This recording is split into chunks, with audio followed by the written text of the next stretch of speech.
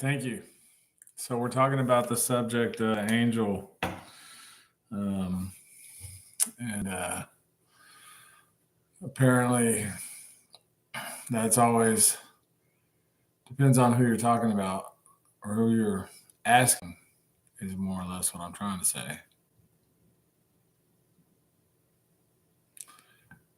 The new Dauphine, Marie Antoinette, when she arrived in France in 1770. And no fake. Not gonna lie, straightforward. A lot of this is Wikipedia, right here. This is Wikipedia. But yeah, 1770, arrived in France, presented to her along with the dukes and duchesses of Orleans, Chartres, Bourbon, and other princes of the blood, if you will, with her father-in-law in Compiègne. Sorry. So she's been around the block.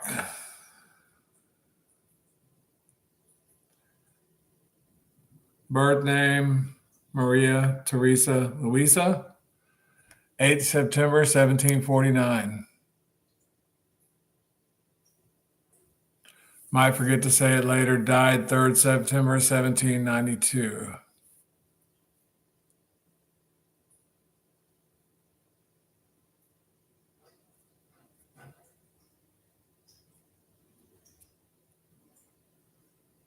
She was not even 50. Maria Teresa.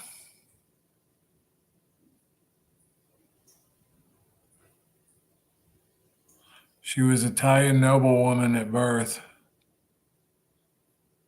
Member of the Savoy Carignano cadet branch of the House of Savoy. Married at 17 to Luis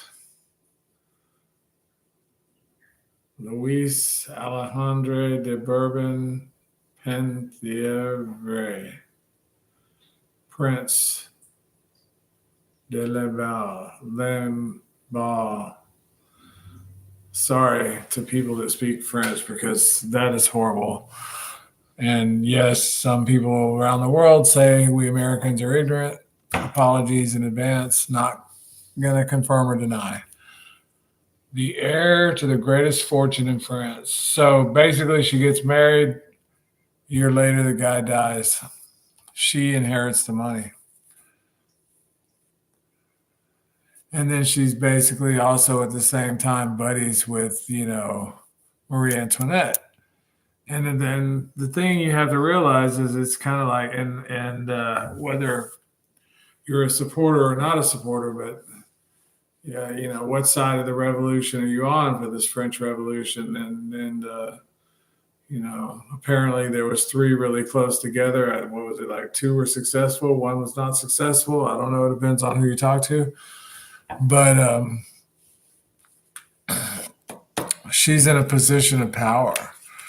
She's probably one of the richest people in the whole country, even including the king and Marie Antoinette. Compared to them, she's right up there with them, and then could possibly be wealthier. We don't know, but she's loaded. She doesn't have to be Marie Antoinette's friend. She wants to be. She doesn't have to do these things. These people believe their power belief is so strong that they have their faith and their beliefs, and they just believe I'm here to serve my queen, and that's what I'm here to do. So even before they were married, she was already sort of in the mix, if you will.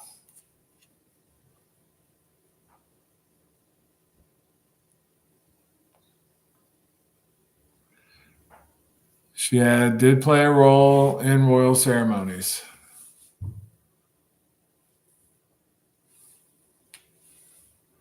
She actually did present Marie Antoinette out to, the people, introduced her around town, if you will. She got replaced in her position. She had a position. Superintendent of the Queen's household, lady in waiting at Versailles.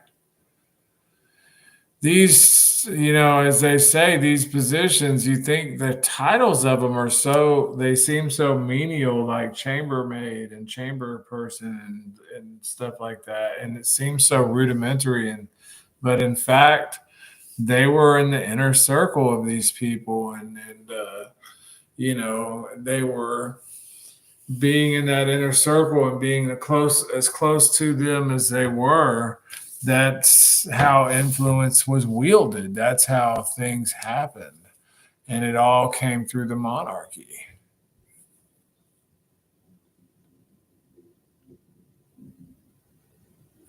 Even in the book on thermonuclear war, which was written in the I think it was written like in the 60s, and as something that was submitted to a Senate, committee and about nuclear war. And I mean, it says nuclear war is mainly the only good nuclear war or nuclear weaponry is to use it as a deterrent and never to deploy. And then, even in that book on thermonuclear war, the guy talks about it eventually, and he says if there was something to happen, the best government to react the fastest is actually a monarchy, because one person makes the decision and it happens. And in communism, they have these bureaucracies and they got to talk about everything in these committee meetings, and the same with our system of government, which I think is the greatest system of the government in the world, with the Republican democracy, or Democratic Republic, excuse me. But with our system, I think it's the closest to the best you can get, for sure. So.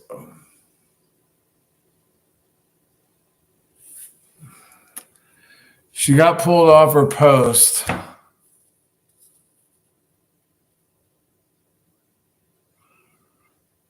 She kind of seems like maybe she loses the Queen's confidence. It's kind of tough. But that's what it says.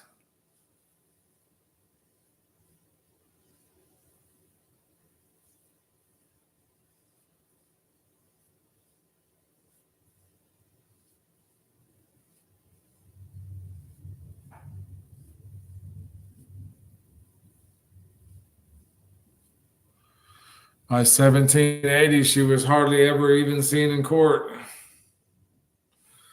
Very ironic.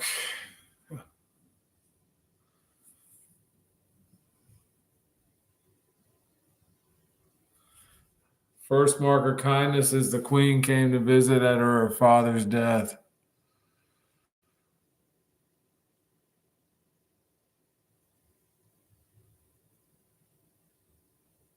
She was replaced by someone named Yolande. But she still had her friendship on and off. Marie Antoinette occasionally visited.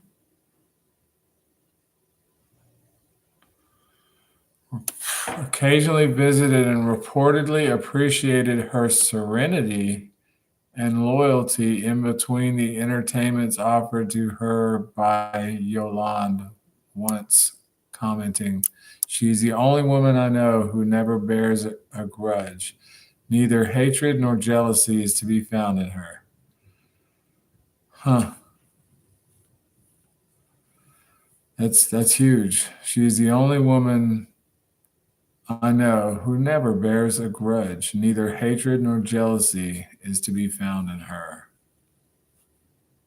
That is very deep and resonant. That's intense. Intense.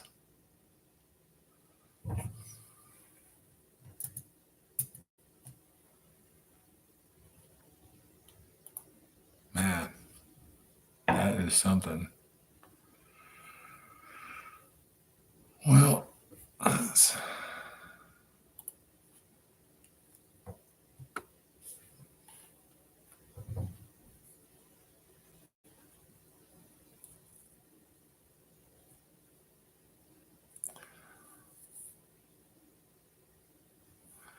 Seems like her health may have gone bad by about 1787, 1788. They do have a nice portrait of her by Anton Hickel at the Liechtenstein in Vienna. Um,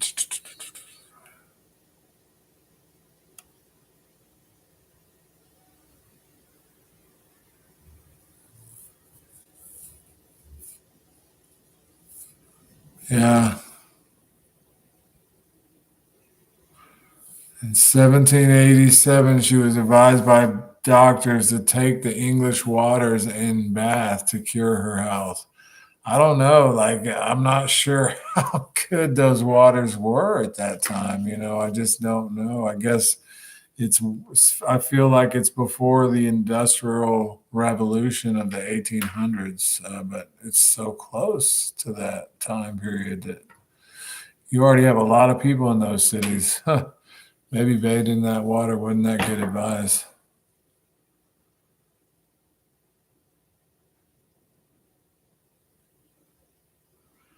Seems like she was prudish.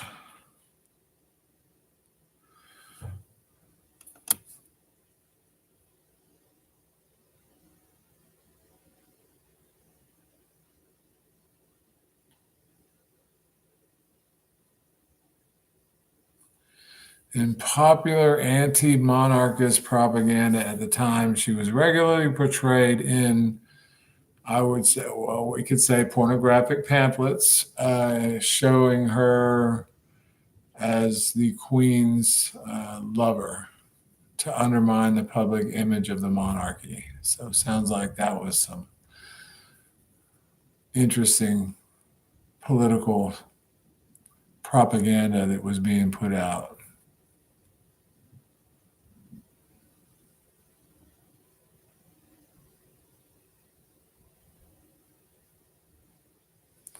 It's weird. As long as she was apart and as rich as she was, on October 7th, 1789, she was informed of the events of the revolution and immediately joined the royal family in Paris. And she resumed the duties of her office.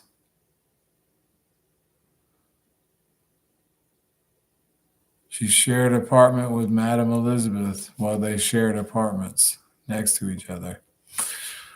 Interesting.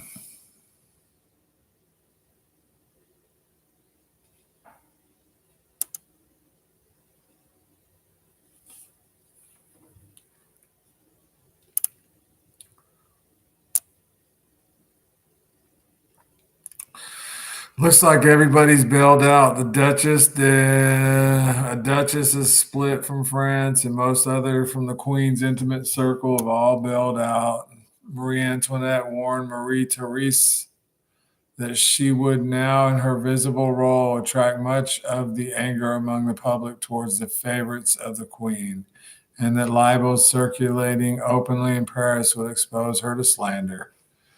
Yeah, it's hostile. It was a hostile time to be associated with the monarchy. Uh,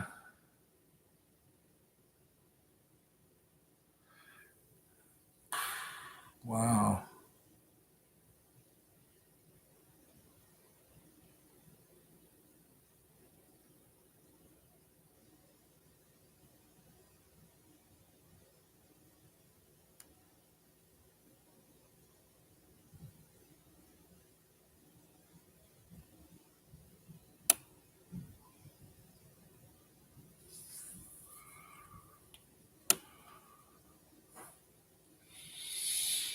It's interesting.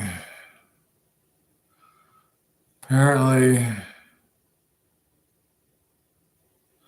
yeah, there's some stuff that goes on in the background I'm not even going to get into, but it's deep.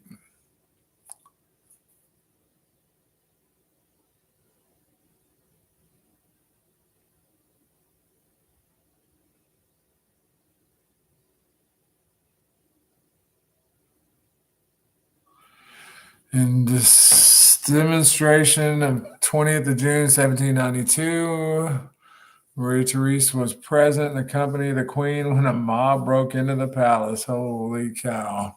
Marie Antoinette immediately cried that her place was by the king's side. But then Marie Therese cried and said, "No, no, madam, your place is with your children."